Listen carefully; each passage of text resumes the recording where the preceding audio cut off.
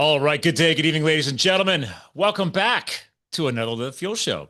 So today slash this evening, because I'm on the East Coast, I'm catching up on another important health subject, and we don't script the show, but I am bringing on a bit of a healthy guru.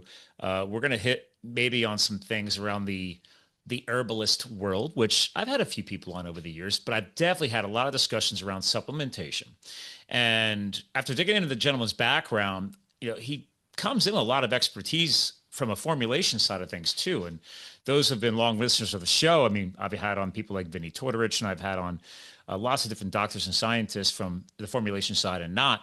And it's interesting to see where these conversations go. So again, I don't script the show, but we might be hitting on maybe some labeling, maybe some right ways and wrong ways to label, and who's looking after it and who's getting around who's looking after it and things like that. So anyway, without further ado, I've got a guest co-host for you today.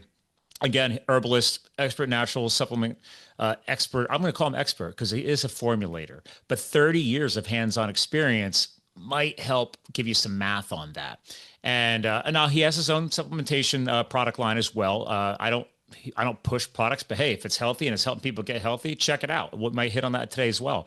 But also, he's a long time gift of the microphone talent. He actually has his own show, Vitality Radio Podcast.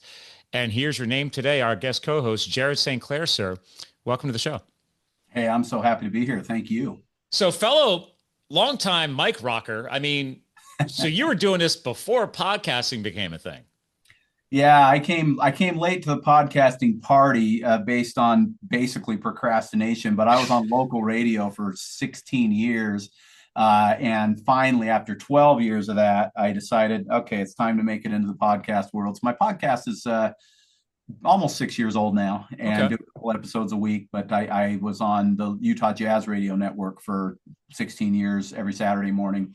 So Uh, were you hitting on the doing the same same thing. topics then? So people Yep. already knew your niche, I guess you say? Yeah. Yeah, so I think we've tried to figure it out. It's a little tough with podcasting, as you know, in terms of figuring out what the numbers are and where it's all coming from. But it used to be a Utah only radio show, and so I still have a big chunk of my listeners in Utah. But I've definitely spread that pretty far and wide in podcasting. I actually have a lot of listeners in Australia and Canada, and at one point, this will crack you up. I bet I was the number one health and nutrition podcast in Belarus for about a month. I have no idea how that happened. Yeah, So dude, you I'll again, you and figure. I've been podcasting since 16. I had the same hustle like you did. I changed it. Like I was, you know, I were talking before we hit record the show. Like I was doing two a week, man. Like for Yeah. the first few years, I was cranking. I was like, all right, well, all the data I read was you got to build momentum, you got to build consistency.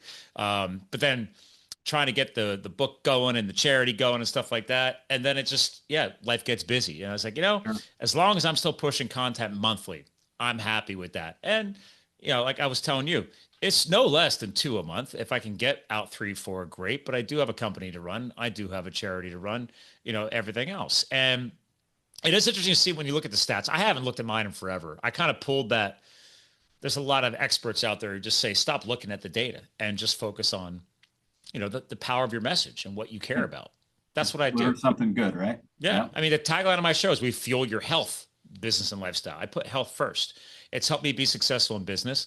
I was telling you before we hit record today, part of my charity background, the book, is being a wildland firefighter. I was a hot shot out west. So Utah didn't really burn as much as the other Western states did. You guys have a different topography and area. But let me tell you, I'd spent many weekends out of the fire season hiking your beautiful state, and then in the winter and those vagabond days out of my Subaru, skiing and everything else. So my off season was spent bouncing around the West a lot when the fire season was done, and I Right. love Utah, so it's gorgeous there. So, It is uh, indeed.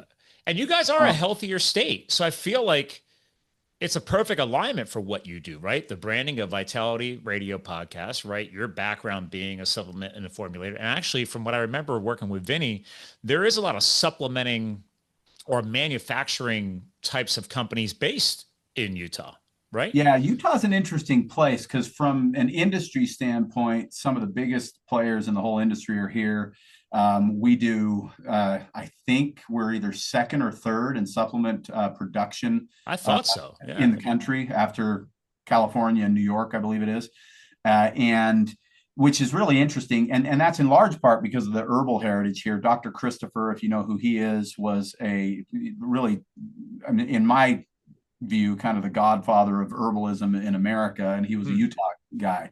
And so Solaray, Nature's Herbs, Nature's Way, Yeah. Nature's Sunshine, all of those guys were borrowing Dr. Christopher's formulas, and they were all Utah companies because that's where he was. And so it just sort of blossomed from there. And we have a lot of the industry here, but the consumer in Utah, by and large, is pretty medical minded and not so much natural minded. That's kind of funny. It's a little weird, So yeah. you're making most of it. It's just leaving. And then we're exporting it. So it's not the best place necessarily to be from a sales standpoint for a retailer like me, but it's where I grew up. It's where my parents actually started the store. You said I've got 30 years of experience. My parents opened this place when I was 5, and wow. people know. Besides the podcast, we have a store called Vitality Nutrition. It's a 48-year-old store now, and has been in my family that entire time. That's actually impressive. Third generation doing it. Yeah. Well, it's interesting because I just had this conversation. We had a little summer party with my team, and there used to be 7 independent stores within just 3 or 4 miles of us, and now under your umbrella. No, competitors of ours, and they've all gone out of business in the last 5 years, and we're still thriving. And I think the big reason for that is we are so into education and really helping people understand what they're putting in their bodies. You've and just confirmed. You basically just took my entire tagline of my business is well, when I train companies and on sales teams or we're talking about sales and marketing, right? I tell people, it took me years to mature to that point. And you realize that sales comes through education. Yeah. It's not pushing a product or a service down somebody's throat. So if you've been at it for 48 years and it's a family legacy business, I think you've just proven that right there. Right? Yeah, that's what we hope. You know, we care about the people that come in and we want them to make wise decisions about what they take. And so, you know, I always tell people I've got my own bias. I sell supplements for a living. So when you're listening to me talk about supplements, you have to recognize that that is who I am. But I hope that the sincerity comes through in the message and that people recognize that. I've been around the block, dude. I mean, here, I'll throw something at you because I haven't said this on the show in a while. Back in the day after firefighting, I was looking to make some extra cash because people don't realize that wildland firefighters don't get paid squat. And I was a U.S. Forest Service employee. But even to this day, and hotshots are the elite. It's smoke jumpers and hotshots are type 1 incident response. Like you put into the worst of the worst. I was a hotshot. And hotshots hike everywhere, smoke jumpers skydive in, and we meet up, you know. But you're not a hotshot wildland firefighter on your job title format in the federal paperwork. You are a forestry technician. So they don't have to pay you as much. So basically, the only way to make money is being on a fire. Because then once you've been assigned into the federal database as live fire assigned, okay, now your 16-hour shifts are getting paid double time. You're getting hazard pay because you're on a live fire assignment. That's how you make your money. So sad part is, as first responders, we were wishing for fire. To survive. But long story short, I gave a go at the network marketing world. I tried out Isogenics for a few years. Now I will say they were better than most as far as the quality and stuff like that. I learned a lot. There's a lot. I mean, we're going to hit on this, I think, today. There's a lot of low quality stuff in the marketplace. Thanks to the capitalism of our society here in the United States of America, there's a lot of freedom and there's a lot of greed. Would you agree on that? Indeed. Yeah. And well, I've seen it. That's the crazy thing. I'm sure in 48 years of business, I mean, well, this wasn't an industry 48 years ago. Like it was a really not a great business decision for mom and dad to start this place when nobody cared about health foods and supplements.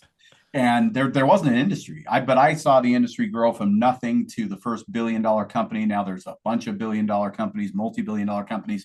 And with that has come people that come into the industry for the purpose of making a living Hmm. and hopefully striking it rich, not just because they're actually interested in nutrition and supplementation and live it themselves, right? So Yeah. like with us, my dad opened the store for two reasons. He told me when he opened, well, not when I was 5, but later on when I was managing the store for When you him. can remember it. Yeah, he said to me, the reason, in fact, I think I asked him, why did you open this place? Because at that point, I was 15 years old. They just turned over the store to me to manage the store when I was 15. Hmm. So I was running the store and it was, I we were love the barely hustle, getting man. by, Yeah, barely 15. getting by. And I said, why did you open this place? And he said, two reasons. We believe in what we sell and we want to use what we sell. And I wanted to get it at wholesale. So that was the first reason. And the second I'm a big reason, fan of wholesale. Yeah. the second reason was we wanted to provide a service to the community because there was nobody really doing it in our area. And then he actually gave me a third reason, and we wanted a place for you kids to work and learn about this stuff. And so that's where it came from. And it was just this passion project. And it was always a side hustle for my dad that never made money. It never became a business until I bought it from him 30 years ago.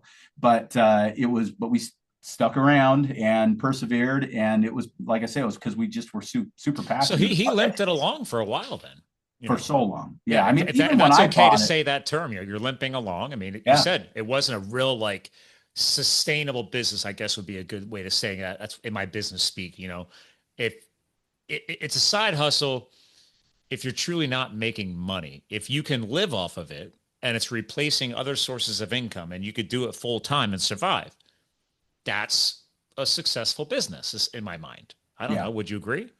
Yeah, I think so. And the thing is, it got to the point before I bought it when I was 22 years old. I'd managed it from 15 to 22.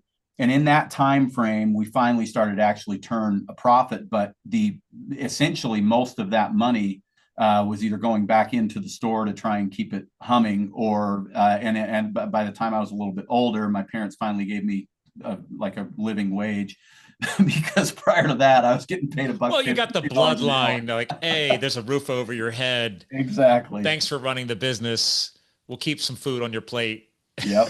Yep. That's pretty much what it was. But I loved it. I loved that business. I didn't, and I escaped working at McDonald's like a lot of teenagers have to figure out, I right? would take working at a supplement store over fast food all day, every day. Yep.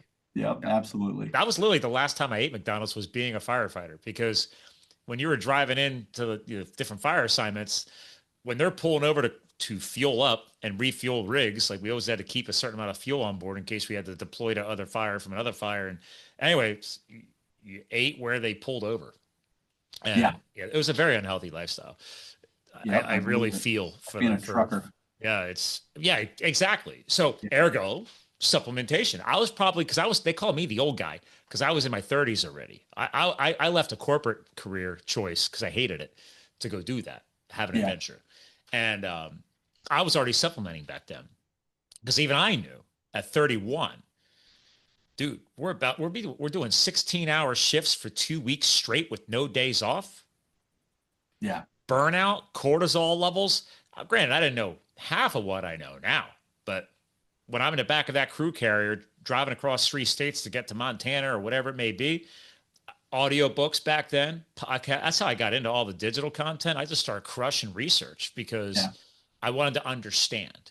Right. And I knew that the food that the government was giving us at fire camp in those kitchens was crap. Now, Yeah. if they partnered with local supply farms in that state and they brought the eggs and the meat and stuff in, that was very few and far between. But whoever had the government contracts, and then like even back then, I didn't know that half of the eggs we were eating were powdered eggs. They weren't even real eggs. I was like, what? So yeah, I'm a fan. Now, would you agree that if you put the effort in, if you put the research in, if you are sourcing locally, and whether you're a carnivore like me or a ketogenic healthy person like I was before, and meats, vegetables, right? No chemicals, all these things, if you're doing the effort, it does reduce the need of a lot of supplementation in most scenarios. Would you agree with that? I mean, If your sourcing is good, for sure, right? right. So, like, if you're doing carnivore and you're eating conventionally farmed beef, that's not the same as, getting a half a steer like we were talking about before we hit Oh record. yeah, like I Local said, farmer who's grass last week feeding it and showed all that. up 100%, 100-year-old farmstead. She plants 7 different species of grasses. She figured out these different breeds of grasses, and it still creates beautiful marbling. And there's no drugs, no grain. That's Mrs. awesome. Shout to Mrs. Graver. She's a sweet, lovely woman. I don't know how old she is now. I hope the next generation of the family wants to take that farm over because that's hurting our country too. Is the next generations don't see the value of sustaining something like that. It's a difficult situation. Yeah. I think they're a lot in the same situation as little independent health stores like ours are. It's the competition being what it is, and large farms being subsidized in many cases, and there's so many other things going on politically and financially. You got to carve out your niche, and then you've got to figure out how to market that so you've got enough business. And most people that go into business like your farm that you're talking about, they've been around 100 years. Yeah. They're probably incredible farmers, but not necessarily incredible business people. Now they've been around 100 years, so maybe they are good business people. But I'm apparently the VIP customer nowadays because I believe in the most free form of marketing ever, which is word of mouth. yeah, And when people come visit or when I go to their parties and I bring my meat with me as a gift, and they're like, "Oh my God, that was amazing. It tasted amazing. Where are you getting this?" I'm like, "Well, here's how I do it." And right. all you got to do is flip that switch the first time, the first year, learn how to pay up front, right? And I don't go to the grocery store. Like I'm not shopping all the time. And Yeah, it's a big nut up front. I mean, last year's steer weighed in heavy. So before my other two families, took the other half and split them up into their quarters, it was a $5,000 steer. yeah. Now I take that up front and then I hook up my friends. I mean, I don't take any profit off it, but that was a big, heavy steer. So, yeah, Yeah, it's like, it's okay. commitment. I mean, we literally got ours 2 weeks ago from a farmer up in Idaho who's been doing it for, I can't remember what it was, 30 years or something like that. And Nice. he's doing American Wagyu up there. And Ooh, oh my fancy. gosh, the thing is incredible. Our half was $2,500. Yep. So Yep. exactly what you're talking Yeah. about. This year was 22. Yeah. My half. So yeah. Yeah. So but that's the thing. I mean, to go back to your question, yes, if the sourcing is right, optimally, our bodies were meant to survive on food and to thrive on food, right? The problem is our society, modern farming practices, pesticides, herbicides, and 1,000 other things that are going on that didn't happen 100 years ago, or even in many cases 50 years ago, are happening now, and it has taken a massive chunk out of the nutritional value of Oh food. God, yeah. Then when you factor in the processed food and the highly processed food and everything else, that's why, I mean, on the one hand, it's kind of like, it's exactly what you said about firefighting.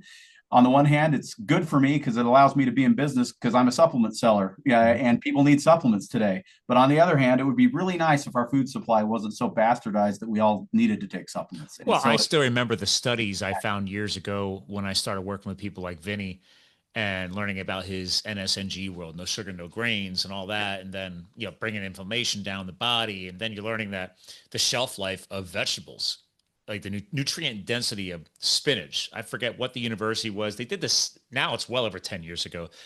They said you needed like 9 bowls of spinach to equal the nutrient density of what it used to be right, because of exactly. modern farming. And again, whether it's pesticides or herbicides, thanks to, again, this is not, I don't, I just love podcasting because everything coming out of my mouth is from other more intelligent people that I've been able to interview and talk to. Right. So ides, the end of those words in Yeah. Latin means death. Yep. It's like, great, we're spraying death onto our food. And we wonder why we need to supplement because we're not just possibly creating cross contamination into our bodies as well, but we're also literally degrading the food at the same exact time. So even if you take out the chemical issue, you still destroyed the food and it's nowhere near nutrient dense as it was. So Yep. it's really tragic. So, and It is, and it is difficult. We also live in a society where even if you're doing, let's say you're growing your own garden and composting, and you're Mhm. getting your beef from the local farmer, like we talked about, that kind of thing, we're under a higher level of chemical burden than we've ever been Oh from yeah. just the toxicity in the environment. And even in some of the studies that are frustrating to me are showing that there's glyphosate residue in organic crops. It's not because people are spraying it, but it's being contaminated from nearby fields that are being sprayed. Look I at mean, your if you water. see a crop duster coming over, it's not like they can target that and only hit the one spot, and you've got the water and you've got the wind and you got everything else that's going on. So even the clean food isn't as clean as it could be, Yeah. because the environment itself is so messed up. Oh, and this house, like my old house, we were on city water. This house, we're on well water. Mm-hmm. I'm now already planning out the next tier of water system upgrades because up the mountain, on the other side of the mountain for me is fields. Those Mm-hmm. aren't organic fields. Well, to be fair, even organic, there's organic pesticides and organic treatments. And I'm like, okay, so because you paid for organic certification, you're still somehow that's safer. I'm like, dude, how about none of it? So, Mm-hmm. so yeah, that's why I was like, to this day, like I think the only thing I've been testing right now, I went cold turkey for the past few months just to kind of reset. That's something I learned years ago. I don't know if you guys agree with that or not. But like you supplement for so long, is it still giving you the same benefit? So sometimes I just like when I do fasts, I just take a break and just I won't eat for 3 days, and just let the Mm-hmm. body get after it, Yeah. and I'll do that with supplements. I'm like, you know what? What if that's actually beneficial anymore? Let me just take a break, like maybe 30 days, and then I'll start it up again if I'm noticing the benefits. I mean, and I know it doesn't apply to every single supplement, but you've got over 500 shows on your podcast. I'm sure this has come up at least some point in your career of that discussion point. Oh, people ask about it a lot, yeah, and it does vary from thing to thing. I look at it. I try to what's the word? Kind of categorize things. We have things that are required nutrients that the body needs. Minerals, vitamins, amino The acids, essentials. enzymes, things like that. Right. Yeah. I have something I call my Vital Five, where I talk about kind of the 5 supplements that probably make sense pretty universally for most adults in America. Yeah, let's hit on And, that. You uh, just said it anyway, so let's go. I like yeah. it. Okay. So my Vital Five is magnesium. The deficiency in magnesium is crazy, and my preferred version is magnesium bisglycinate for most people. Omega threes, unless you are doing what you need to do in your diet to get enough omega threes. Wild caught Alaskan salmon, grass fed beef is actually a great place to get omega threes. There's a few things like that, Mhm. but they're fairly tough to get enough of. And most people, not you, because of the way you're choosing to eat, are getting a load of omega-6 fatty acids from all the vegetable oils and seed oils and things like that. So our ratios are way off. So omega-3 makes a lot of sense for those reasons. And then a great multivitamin. I always preface multivitamin with great because most multivitamins are not great. I do not support Centrum. I'll say it. You don't have to. I have Do, an episode of my show called Centrum Sucks. dude, And it is called I that because remember I it's used to true. take that years ago because I didn't know any better. And then I noticed like my urine like didn't look normal. And Mm-hmm. I was like, and then once you learn enough, your body is just pushing most of it out. Besides all the bad things that are in it with the good things. But I mean, your body just wasn't able to break that thing down. It was too complex. It was poorly formulated. Not was, still is. Yeah. If And I it's had to brought to pick you by one our brand, friends. yeah. Well, it's brought to you by our friends from Pfizer. And if you're buying your vitamins from Pfizer, you've got other things that you need to educate yourself on. Yeah, I definitely am not going to support anything from that name. Yeah, yeah. Exactly, right? So anyway, but there are some really good companies making great multivitamins. I mean, obviously my preference is my multivitamin, but there's Sure. some other fantastic ones out there. We also have a probiotic, and the probiotics are a little bit more, I guess, situational. I grew up in a family where we didn't use antibiotics. My first antibiotic was when I was 45 years old, and it Mm. was forced on me because I had a surgical procedure. They wouldn't allow me to get away without doing an IV antibiotic. But and I've got 4 kids, age 28 down to age 12, and none of them have ever had an antibiotic. So if you get educated enough, you can avoid these things, Mhm. and you can maintain a good, strong, healthy gut microbiome. But the majority of people have had antibiotics by the time they're 3 years old, and in the first 4 years of life, our microbiome is fully formed, our full adult human microbiome, unless we were a cesarean section or we're not breastfed or we're on antibiotics. And a very, very high percentage of the American public at least qualifies for one of those, if not two or three of those issues. And then when you look at, we talked about glyphosate, the key ingredient in Roundup. It is a human antibiotic, and it's sprayed over so many crops that people are eating on a regular basis. So even if you don't think you're taking an antibiotic, you're probably taking an antibiotic indirectly in that way. Now, do you guys support, or do you? I didn't get a chance to dig into that part of your site. I do know that, I mean, you can correct me on this. You can't always just rubber stamp the same probiotic for everybody, right? I've talked to people about getting testing done Mm-hmm. to find the right alignment because everybody's biome is different, right? What I've done to myself versus what you've done to yourself, or what Mm-hmm. you've allowed to be influenced from the medical world, or vice versa, or whatever your position is, or your upbringing and your genetics. I've had genetic research done on myself. I've done advanced blood panel work. I'm a geek. I love data. So where are you guys on that? Because probiotics, I remember doing that research, and like, you could also do more harm than good sometimes if your biome was fine and you just keep taking it because you're like, oh, I feel good about it, but you don't know what you're doing because you never had any testing done. What's your position on that? Yeah, so there's a couple parts to the answer on that, and it's a really great and valid question. First off, there are two different families, we'll say, of probiotics. There are human strain probiotics. These are the ones that are, native to the human gut and the human microbiome. And then there are what are called environmental probiotics or spore forming probiotics.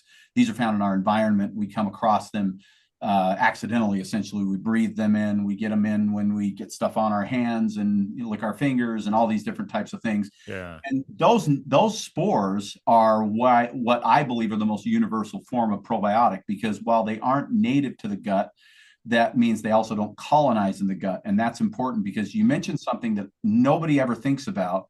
And that is that you could potentially be doing more harm than good, because you can disrupt the microbiome and end up with an imbalance Mm-hmm. where you've got plenty, like, this is a great good bacteria, but it shouldn't be twice as high as all these other good bacteria. You Okay. need to have balance. So diversity is a really, really critical component to this. And spores are really, really interesting, because when you take spores, and there are only, in my opinion, 3 spores that have enough really great research in human nutrition to determine that they're safe and effective for, across the board. There's a bunch of companies making spore probiotics that have 5 or 6 or 7 or 8 or 10 different strains. I'm a little leery of those because we don't have the research yet to back up how effective they are and if they could potentially be creating issues for people. Hmm. But the spore probiotics, they're the ones, for your listeners that are wondering how to determine if it's a spore. Human strains are always going to start with lactobacillus or with bifido. So lacto and bifido, those are all human strains. If Okay. it just starts with the word bacillus, then it's a spore. That's going to be Bacillus coagulans, Bacillus clausii, Bacillus subtilis are the 3 that I believe make the most sense. So when you look at what they actually do, they're pretty cool. They're called commensal strains. They don't really do any harm inside the body at all, and our body does nothing for them. In fact, we kind of poop them out the same way as we brought them in. But they hang out in the gut for about 30 to 45 days. And while they're in there, they do 2 primary things. They actually release a bunch of natural antimicrobial things that are basically anti-pathogenic, things that go after yeast, fungus, and parasitic things You're giving and yourself a bacterial. clean out, kind of. Yeah, and the cool thing is these are things that are targeting pathogens. They don't wipe out the good bacteria in the gut. So the good bacteria remains unharmed. And they, at the same time, these spores are actually releasing a bunch of lactic acid. And lactic acid is what feeds lactic flora. And lactic flora is what human bacteria is. Hmm. So they're kind of miracle grow for the good guys, and they're choking out the bad guys at the same time. So that sounds like something you want to be taking if you were forced to take a anti, like, again, you were talking about earlier where the hospital made you take it or else you couldn't get that procedure, right? It's like, oh, you know what? Let me try and stack the deck in my biome's favor and at least get Exactly. some of that in there to kind of fight through it, or at least rebuild afterwards or whatever. I don't know if is that kind of what you did? Yeah, it's actually both. The cool thing about spores too is they can't be killed by antibiotics, because Oh, antibiotics are specifically focused on a specific type of bacteria. Spores are safe. You can take them in the same handful of pills perfect. that you take your antibiotic in. So you can actually prep for a surgical procedure or whatever, or if you get an antibiotic for an ailment that you have, you can take the probiotic, if it's a spore probiotic, at the same time and mitigate some of that damage that would otherwise occur. And then I always recommend about 3 months at least after the antibiotic to rebuild as much as you possibly can. So let's tie this all together because I do want to be hitting on labeling, right? Okay. FDA or whoever's overseeing this, are you allowed to now put that in writing, just saying, hey, if you happen to have to go in for a medical procedure, I mean, you're not going to put that on the label, but I mean, my point is if being treated with antibiotics, this is what we recommend. Are you allowed to even say that on, let's say, a supplement packaging of that type of product? Yeah, there in 1993, I believe it was, the supplement industry essentially negotiated with FDA and Congress and developed something called DSHEA. That's the Dietary Health and Supplement Education Act, Dietary Supplement Health and Education Act. And DSHEA created a level of freedom for supplement companies to put out pretty much whatever they want to put out, without necessarily having to do double-blind placebo-controlled studies saying this works. So we got some good and bad out of this one as well. Some good and bad out of this one, yeah. Most supplements wouldn't exist if this didn't exist, because most supplement companies can't afford to do millions of dollars in studies. True. That a pharmaceutical company can. And the reason for that is because the pharmaceutical company can patent their product and they can make a bunch of money back on it. And the dietary supplement companies can't patent a natural ingredient. I still don't understand that. Yeah, so it's a plus minus game for sure. Good side and bad side. But the other thing DSHEA is it created what's called structure function, and structure function is what allows it's the level of freedom supplement companies have to tell you about their product and how to use their product, and it's extremely restrictive.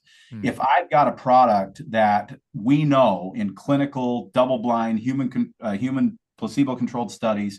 Well, I'll give you an example. D-mannose. So D-mannose is a powder. It's a form of sugar that if you take 2 grams of a day and you've got a propensity towards urinary tract infections, 85% of people over a 6-month period that had 3 urinary tract infections during the previous 6 months, 85% of those people had no urinary tract infections during the next 6 months.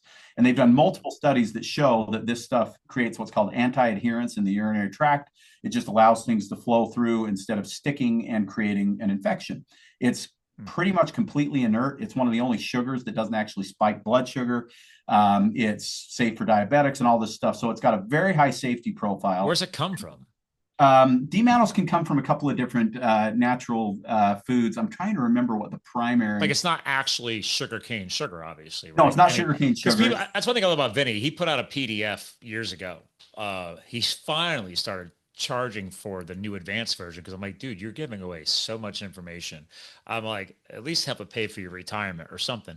But he gave away to hundreds of thousands of people for free on his website. But he spelled out every version of sugar that existed in the market today, because people don't realize how we have put it everywhere, Oh yeah. Added sugar, chemical form and liquid form and powder form. And so I happen to pick a sugar. There's a bunch of examples of this, but what we know about D-mannose is it's actually more effective than antibiotics for urinary tract infections. Cool. Period. What a company can say about D-mannose is take 2 grams a day. And that's pretty much what they can say. They can say helps maintain a healthy urinary tract, but they know you can't use words like cure. That's a big no-no. And so essentially structure function means you can point to the area of the body where the structure is that you're trying to treat and the optimized function of that area of the body, but you can't point towards anything that would be considered a disease claim. Now, what if a clinical trial is finally established, completed, and you have data? Then can you officially use terms like curing or treating? Not at all. Still can't. Nope, not because it's not a drug. And if it's not a drug, it can't treat disease. But drugs don't cure anything. Correct. I call them the pharmaceutical Band-Aids. You're literally slapping a drug Band-Aid on the issue. You have not found the root cause.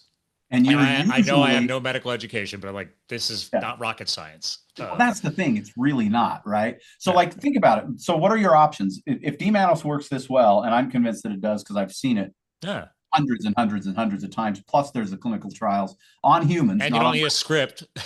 Yeah, so it's real simple. It's inexpensive and it works, and it doesn't have side effects. The average woman in America, I might butcher these numbers a little bit, but I'm pretty close. It basically boils down to 25% of women who get a urinary tract infection eventually end up with chronic urinary tract infections. Chronic Oh, means at really? least one or Interesting. two a year. Huh. And I believe the reason for that is very simple, because the answer to the urinary tract infection is an antibiotic that kills off the good bacteria that prevents urinary tract infections from happening in the first place. Right. So I always call antibiotics the slippery slope. And this is this kind of this vicious cycle, because the first antibiotic almost always begets another antibiotic down the road, because your Right. immune function is deteriorated. And yes, you can rebuild with things like spore probiotics, but it's an uphill battle. It's not, 10 days on amoxicillin has been shown in actual clinical studies on humans to potentially wipe out as much as half of the human Oh, microbiome. I had It's they insane. so I forget why they made me take that years ago. And yeah, I will attest to that. Yeah, that is, I grew up on a farm, so I knew what amoxicillin was. My wife is a veterinary doctor, Ivy League Hey, educated from Cornell and UPenn. She's a horse doctor and a doctor of chiropractic for animals. I'm like, I married a very smart girl. Um, so we talk about this stuff all the time because her being a doctor, she supports drugs in certain situations, but then her being a chiropractor, it's a very funny tug of war. But yeah, amoxicillin, it gets tossed around like crazy. yeah, So, for yeah. sure. And so that's kind of the crux of the whole question, though, that you asked, is like, and it is a problem, because DSHEA being what it is, it's got really strong value. I don't know if the industry would exist without it. Yeah. There were some pretty heavy pushes from certain Congress people to just make all supplements over-the-counter drugs, and or in many cases prescription drugs. So then you Hmm. have no real freedom. Yeah, I know. As I like that. DSHEA came out, there's maybe a little too much freedom. So then it behooves the consumer to get educated and be able to make informed decisions. And as I always say, I mentioned at the beginning, I have my bias. I sell supplements for a living, but my show, Vitality Radio, I always say at the beginning of the show, this is the show that helps you master natural supplements. And the whole idea is to help people understand what they're actually looking at on a supplement label, what a proprietary blend is, what form of B12 is actually the most bioavailable form, and so on and so on and so on. And it's a lot to learn. It's not simple. Thankfully, I've been doing it my whole life, and so it comes pretty naturally to me. And so then I get to regurgitate that over the microphone, and a lot of people have found that listening to those episodes has been really helpful when they're trying to figure out, okay, which form of magnesium should I be taking? Oh, you do know my boy. Who's that? I'm gonna plug your website only because it's on here and it's in my cabinet right now because I just aired his show. Stand by. Glutaril. Yeah, he was just on my show. You just had 9 on? Yeah, Love that guy. yeah, he's Love a that good guy. dude. So Yeah, smart. I love his mission. I mean, talk about a guy who, one, I guess he had a good amount of money because he's like, oh no, I wasn't happy with the water sources. So I just made my own water purification plant. And then I wasn't happy with the supplemental industry. So I went and made my own factory. And I'm like, what? Hold on, what? So yeah, anyway, I just wanted to, because if that's on there, I don't mind plugging your site at all. I love that guy. Oh my yeah. God. No, he's a Talk about stud. a master formulator and years of pharmaceutical knowledge Yeah. and him really trying to change the world. I love it. So, yeah, if you're partnering with the right stuff. So, But glad to hear that. And yeah, you got to get me in touch with your buddy Vinny, because I am fascinated with that guy. I'd love to interview oh you. yeah, yeah. I mean, Yeah. I don't know how he does his bookings anymore. He and I have actually, I'm overdue I have his cell. I'm like, dude, Vinny, what are you up to? I think he was just out in California hiking on Mount Whitney. He loves hiking Mount Whitney, and Nice. he's dude. That guy's He's an he's athlete. doing good work, because I look at myself a lot like I look at him. I feel like he's just trying to take the mystery out of all this stuff and That's just what he play it was. And yeah, straight. he's very strong positioned on many things, but at least you know what he stands for. Yeah, for sure. And when he created his supplement business, Pure Vitamin Club, right? He doesn't have anywhere near the amount of resources you have. But he's like, listen, I just wanted to create supplements that didn't have crap in them because you could probably attest to this and not, well, I think the labels do have to say this, but like he taught me about the supplement industry, how the mass produced stuff, especially stuff like Centrum, you got heavy metals in some of that stuff. Yep. Then they have flow agents. That's right. That's what you call it, flow Hmm. agents. Because when you're doing mass production of a supplement, anything that could slow it down increases costs. So they add in things like microlyzed cellulose, which is just basically ultra pure, ultra ground down like sawdust. And he goes, we have testing to prove that some of that stuff is so small, they have found it can pass through the cell membrane barrier. So he goes, no, I don't want that in my supplements. I want no fillers. I want none of that. So when he created his multi, whatever he called it, and he was adamant about that, but trying to find a company willing to do what he wanted. That's how I found out. Like Utah's got a lot of the factories and all the formulation stuff. So, like, do you guys make a lot of your own stuff, or do you cherry pick out your production people? How's Yeah. all that work on the behind the Yeah, scenes? we don't have our own facility. We it's kind of an interesting thing. I've been in the industry such a long time, and for years I was a formulator with my dad's other company, Ridgecrest Herbals, which is a Mhm. much bigger company than mine. They're in every store across the country and all this. And I formulated formulas for them, and I learned the formulation game from them because they've been doing it for 40 years. And it was really fascinating because what I learned is exactly what you said. The more mass produced the thing is, the more shortcuts kind of have to be taken to keep the flow going. Yeah. I actually have a video on my phone. I should probably publish this on Instagram or something. I have a video on my phone from my manufacturer showing me how the machine gets jammed up Yep. when you're trying to put a certain type of maybe sort of sticky substance into a product and that kind of thing. We work with a very small manufacturer who has what they call a type 8 machine, and it's a slow process encapsulation machine. Okay. And So you all of don't my need to stuff, speed up the flow rate. Yeah. yeah, everything goes on that machine because I refuse 90% of the flow agents and fillers that are available. I don't think all flow agents and fillers are bad, Okay. but most of them are, or they're at least iffy, I guess is maybe a good way to, because Well, not all of them. there is great manufacturing going on. Like a Yeah, lot of it is inspected. Like you said, there is inspection standards that do. And again, the better companies are partnering with those types of practices, and they're yeah. putting. What was one you said at the beginning of the show? It's like a certifying body. So this cGMP is a Yeah, certification there you go. that is essentially a partnership between FDA and the industry, which is a weird partnership because it's kind of an adversarial thing too. But cGMP is good manufacturing practices Yes. certified. And Yeah. then there's companies that will actually inspect based on that, like NSF and some of these other companies that are third Yes. Yeah, I party. know. Like again, Isogenics back in the day, they had like an NSF certified version of the product. So if you wanted the NSF because you're a competing bodybuilder or Right, like the right. beauty stuff, they were tested for that standard and you had to prove, I don't know, it was a whole thing. Yeah. I like, I don't care about the NSF. I like that certifying body. I know Vinny's a fan of it too because he's like, whether it's my stuff or you know, will you guys sell everything? He goes, it's important to see that somebody's at least taking a peek. And like he goes, dude, he's like, stuff is randomly taken off of his production line and third party tested to Yeah. prove that what's in there and what's on the label is a standard. Yeah. It's accurate. So that's refreshing, but that was kind of like the umbrella that I wanted to have come out as we approach towards the end of the show with you is that not everybody's doing it. Right. And I don't know where to go from there. It's like you've been at this longer than most people I've talked to. Do you see a light at the end of the tunnel? Do you see that eventually getting pushed for consistency? Uh, it's tough. The bigger the industry gets, the more challenges come in because, well, I'll give you an It's a lot of example. money. And A I lot of hate money. talking about it like this because it shines a really negative light on my industry, but it's just true. There was a company in my industry called Now Foods. They're a pretty well-known supplement company out of Chicago, I remember now. and they randomly selected 33 berberine products on Amazon and bought them and tested them. And they tested them for just berberine content. That's all they were testing for. Are they telling you how much berberine's in the product or are they not? Huh. And out of 33, two products met the label claim.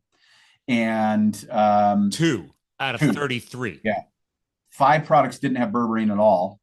And everybody else was somewhere Was between, that the key ingredient? it was the only ingredient. These are all single ingredient formulas. Oh, And some of them were 90%, some of them were 80%, but everybody was in between. what was in the ones that had none? Something else that looks kind of like berberine. We don't know. Oh So my here's the thing, God, though. that's bad. Here's the caveat to that that's important, and sometimes I leave this out, and I shouldn't. They selected brands that they didn't know. They selected brands that were basically Amazon exclusive brands, Which those could where, be from anywhere. where they couldn't find a website. They could only find it on Amazon, and they bought there. They also selected, I think, a dozen brands that are well-known brands that are sold in health food stores and Whole Foods and places like that. Yeah, like And I'm not. I don't support GNC yeah, well, because I I'm learned that years ago too. I'm with you like, on what that. is the crap that I'm getting? I Yeah. mean, oh, The known brands that are found in stores like mine, they all checked out. They were fine. hmm. Uh, the unknown brands that were on Amazon, and that's where we're running into the problem. So Amazon knows this is a problem. Amazon also knows that there's counterfeiting going on. There's actually companies Oh God, printing yeah. labels of other people's product and selling it as if it's the real thing. What's a big problem with manufacturing out of China? I mean, Yes. not to pick on China, but we depend on a lot of medicines out of China, right? We've handed off a lot of our manufacturing off of this country, so be ready for bastardization of product. I mean, one of Yeah. the key industries I work in is influence. I do a lot of consulting. Really, my primary portfolio of business is in the HVAC industry. Everybody wants hot air in the winter and cold air in the summer. So guess what? It's a multi-billion-dollar industry. And stuff like that. There's even crazy stuff in that world where somebody slaps a sticker on it and it's supposed to do this and it doesn't do that. And it's where there's money, there's greed. Yeah.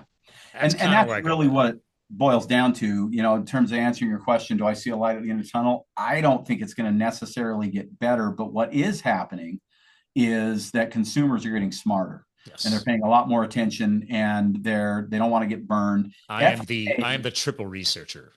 yeah, FDA is completely aware of what's happening on Amazon, and Amazon is completely aware. Neither one of them are doing anything about it, so they're not protecting your interests. So you really have to find a source that you trust, and how you determine whether or not you trust them, that's up to you. And Well, that's where I wanted to dive there real quick as we're because I know, are you good for a couple more minutes here? just a couple more, yeah, Yeah, yeah. yeah. How are you on our behalf, the consumer behalf? Because obviously I'm guessing you have a website, so anybody in the US can order from you, right? Yeah, Yeah. correct. So, all right. How are you vetting? Because that puts you in a rock and a hard place. You've got all these years of experience. You've definitely seen the good, the bad, and the ugly.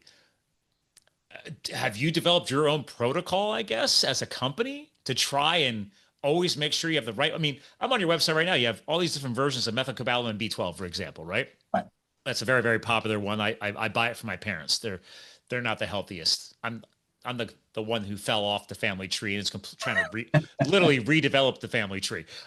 So there's lots of different versions on your own website. So how do you vet Yeah, the so so we only carry brands that are cGMP. okay. So it's all certified good manufacturing processing I like process. it. That also means everything's third party tested because that's part of cGMP. Nice. So we're always third party testing. Basically, what that means for the people listening, so they can kind of understand, and there's more to it than this, but the nutshell version is when an ingredient comes into the manufacturer, they test it for heavy metals and microbial issues, Cool. fungus and mold and things like that. They also are testing on what's called HPLC, which is high performance liquid chromatography, to determine if the herb that the company says it is actually the herb that they say it is. And so if berberine comes in or Korean ginseng comes in, they're able to tell if it's Korean ginseng because there's a way to test that. Okay. So they're testing for those things. Once the product's developed and formulated, then it's tested again for heavy metals and microbial. Heavy metals generally don't change. There's kind of some weirdness about that. It's a little hard to explain, but the microbials can, because if enough moisture gets introduced during the process or whatever, mold can start to grow. Oh, sure. So all of that Mold's a is, big problem in mankind. Again, yeah, HVAC industry, huge issues, right? yeah, So for sure. you're ingesting it in a supplement that you hopefully is going to be helping you get healthier. That's a problem. Right, exactly. So they're testing for all that. It's essentially tested twice, and the second test is all third party. So it's a company that is independent of the manufacturer. Yeah. And so that's the biggest safeguard that there is, really, is the cGMP thing, and looking for companies that are actually doing that. And most companies that are doing that are listing that on their labels, that kind of thing. I tell people don't buy a product from a company that you can't find their website or you can't figure out who owns the company. I agree with that. Can't figure out who owns the company, you don't want it. And then I have an extra level, and this is more philosophical, or maybe ethical, I guess, depending on how you look at it. If Pfizer's making a vitamin, I don't want to support that No. company because I don't like that company. I don't like their Why ethics. would a drug company make a Exactly. healthy supplement? I don't, And it just doesn't seem to make sense to me. yeah, and lots of companies have been bought out by companies like Clorox or like Burt's Bees got bought out by Clorox. So tragic. That was a great Yeah, product. Yeah. Garden of Life got bought out by Nestle. I don't want to give my money to Nestle for No. supplements, right? I mean, who do you Well, want it's to like when support? Coca-Cola and Pepsi are racing to buy up all these quote unquote health drinks. And Yeah, then, vitamin water and yeah, buy and all these things, right? yeah.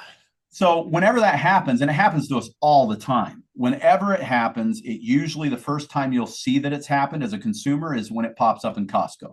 As soon as it's in Ah, Costco, it's you can true. almost Bulk buy. guarantee it got bought out by somebody big. Costco, Sam's Club, anybody Exactly. buying volume. How is that possible? How is that Yeah. possible? And Yeah. so then it's a real easy Google search or chat GPT, who owns this company, right? And you look at who owns it and you decide if you want to support that company.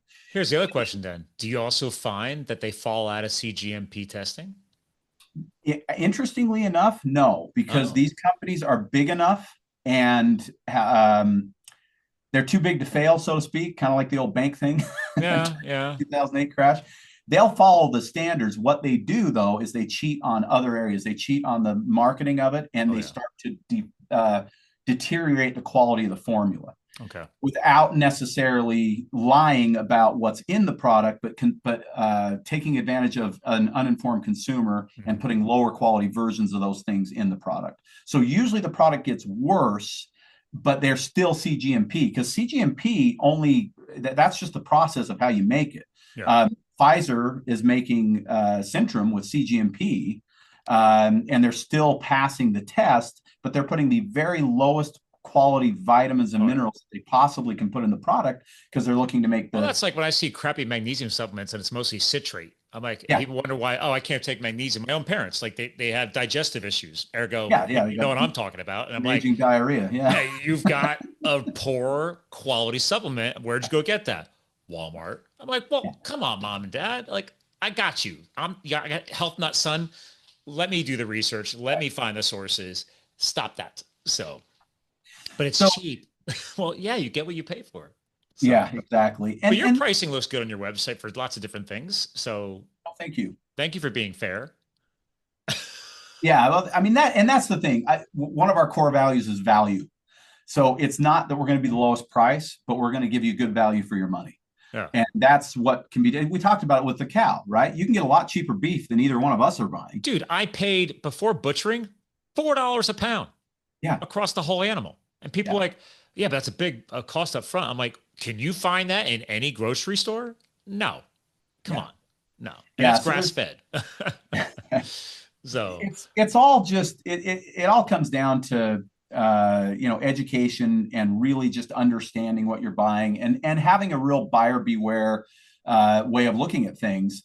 And my hope in doing shows like yours is that people listen to me and hear that I not only do I have experience doing this and have been doing it for a long, long time, but that there is a unique passion about how I'm doing it and why I'm choosing to sell what I sell and how we're choosing to sell what we sell and why I formulate the way I do and why I work with a little tiny manufacturer that does things in small batches so that I we love can it. avoid all that stuff.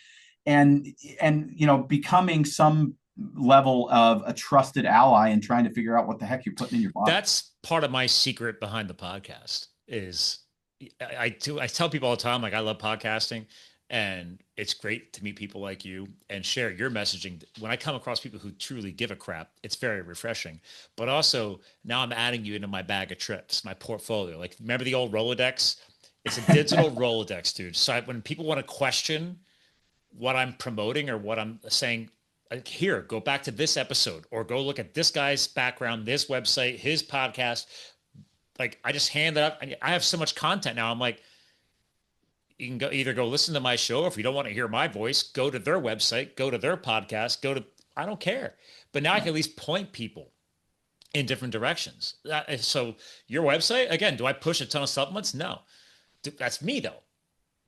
you have a ton of resources on here. The only thing I'm missing, unless you got it hidden somewhere, is I would love to know if you ever put together, because I know you got to get going. Um, if there's a world out there that has recommended testing sources, like where to go get, we were talking about the whole gut biome and stuff like that. Oh, It's like, okay. well, Yeah. yeah, there's lots of different locally, but there's some national entities you can submit your blood work to or genetic profile, or I don't know. There's now feces testing. So Yep. do you ever get into those subjects? Do you ever consider putting that into the website or?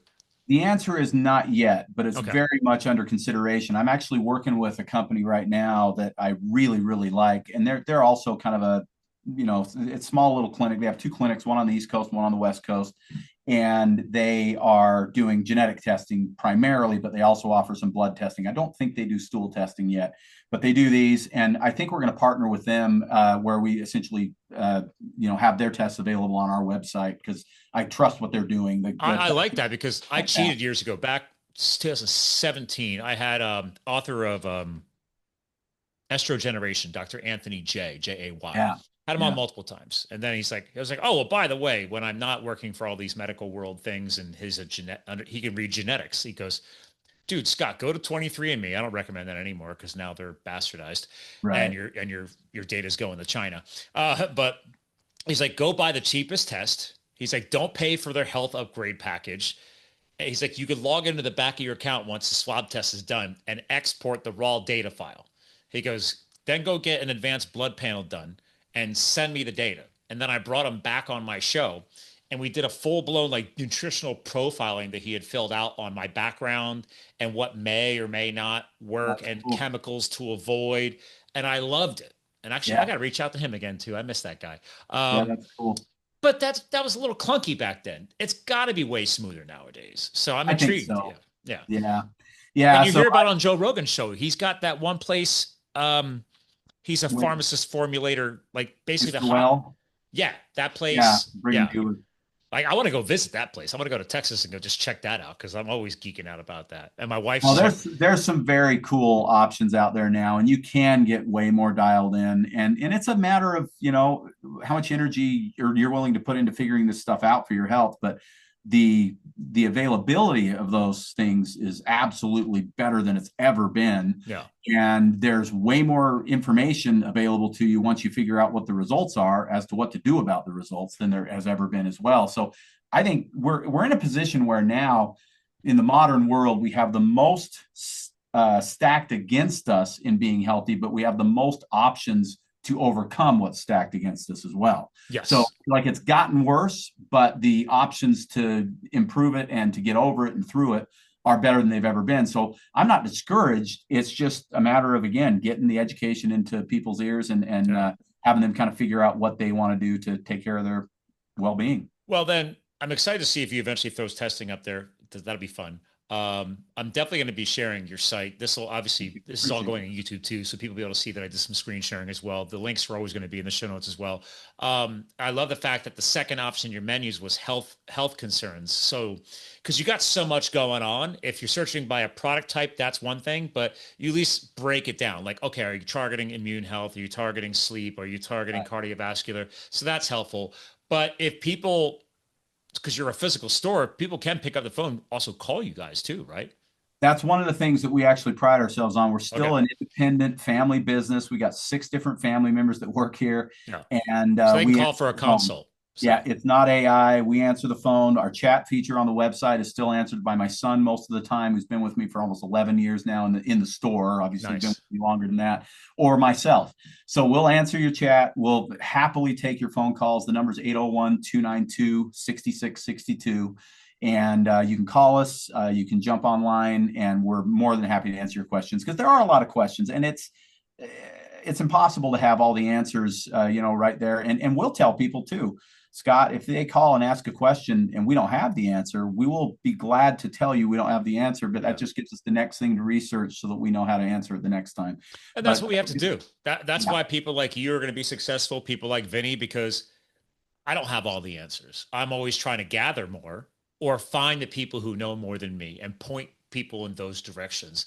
And I think if more of us could do that into the day and age, and with all the modern technology that we keep advancing, whether AI becomes successful or not, it's just getting people the resources. And I've been a geek about that my whole life. I will learn something faster than just pushing somebody that way. I call myself my own N1 experiment. I've been a biohacker for years, if you want to throw a word on it, right? Like just, I like geek out, but not everybody's wired like me. But at least I have people to reach out to or point them to. Yeah. And you've been added into the ammo belt, if you will, or the arsenal of data and knowledge. So Well, I'm happy to be there. I appreciate that very much. well, listen, I know you got a busy schedule too. I'm going to ask you to help close out the show because usually all my guest co-hosts do. So for years, I always just say, hey, you want some final words you want to leave behind to sum it up? But then over the past couple of years after the book and the charity, I realized people like you, I love this family business, legacy.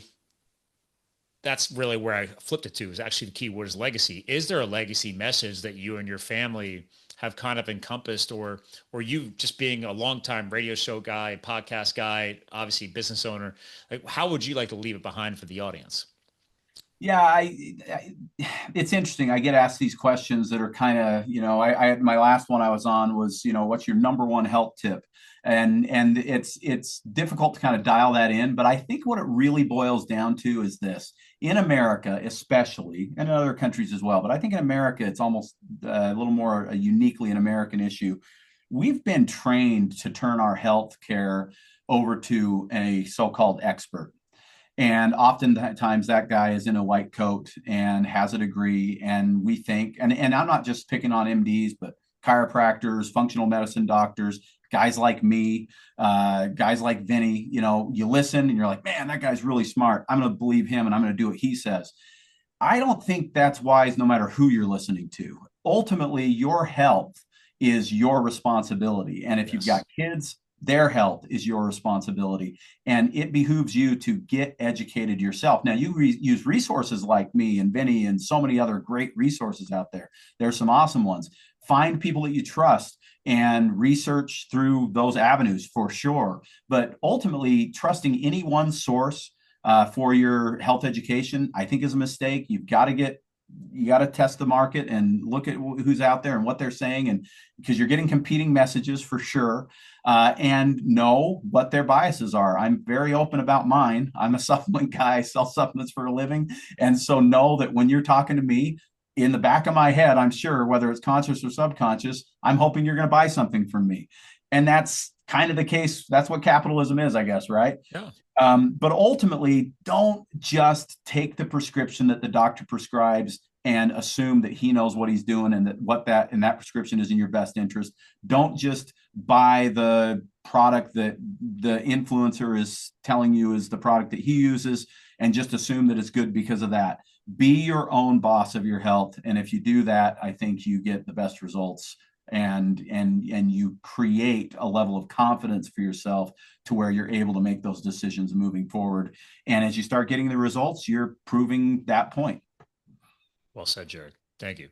Hang tight. I want to give you a proper goodbye off the air. Jared, ladies and gentlemen, he hit on something that I've said many times on this show before. I don't want to make sure this doesn't get missed, to really kind of close out his final words here, is that if we all can become more personally accountable for our results, hint, hint, put yourself first, do your research, second guess things. It's okay to put in that work.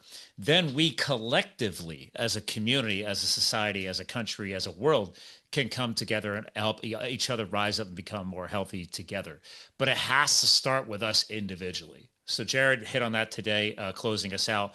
Ladies and gentlemen, remember, we're here to fuel your health, your business, and your lifestyle. And if you need to do more research, go check out vitalitynutrition.com, because I did some screen sharing and I haven't even seen everything yet. So thanks for tuning in. Go check out Jared's podcast. Everything will be linked in the show notes, Vitality Radio.